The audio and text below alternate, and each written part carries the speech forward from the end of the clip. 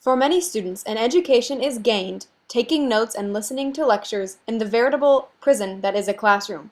But for some at LHS, real-world experiences are integrated with classroom work.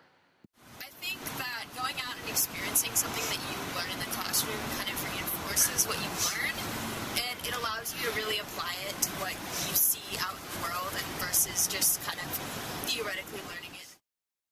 Students of Lisa Ball's AP Environmental Science class have participated in several field trips throughout the semester as a part of Ball's synthesized approach to learning.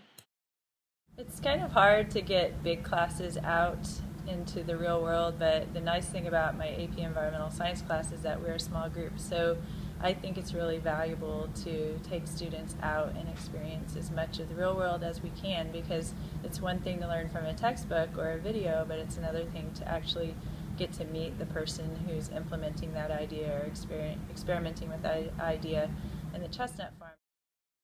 Most recently, the class traveled to Chestnut Charlie's chestnut farm, where they learned about real-world sustainable agriculture.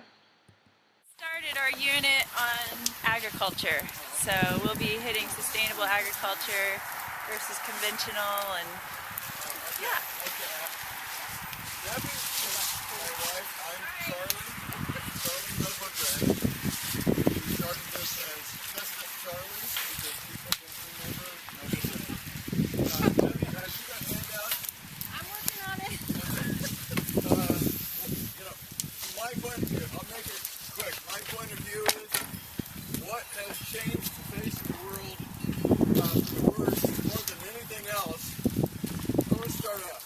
Maybe what we did, big mistake, was we passed from a hunter-gatherer society into an agricultural society.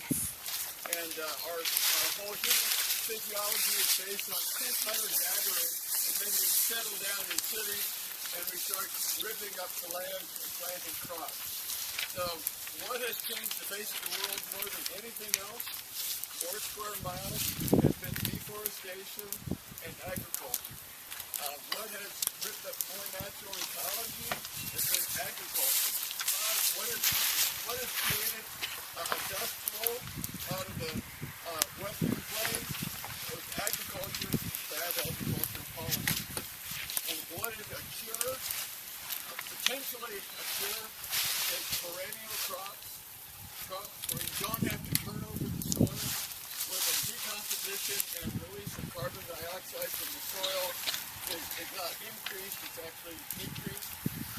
Perennial crops where you take the carbon dioxide from the air and put it into carbon in the soil and clean the atmosphere. That's a potential, one of many potential remedies for the mess that we've gotten into. What's our objective? Our objective is to feed the world, a more crowded world, without using up all our resources and coming slam bam into a famine at the end of time. So chestnuts and tree crops are something we've been exploring, and that was our motivation.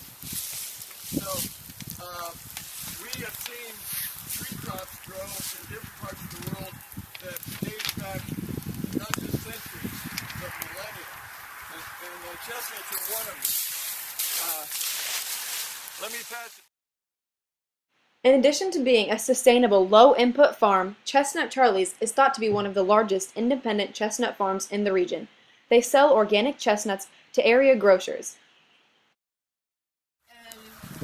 So they come in the burr, and then they've got this skin, which is very thin. You have to heat it up in order to get the skin off, and this is the part that we eat.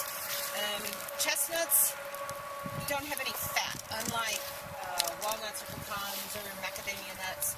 So they're very dry and floury. They're more like eating a little potato. This trip allowed Ball students to see firsthand the principles of sustainable agriculture after having learned about it in the classroom setting. Thus, this new approach to education is effective and enjoyable.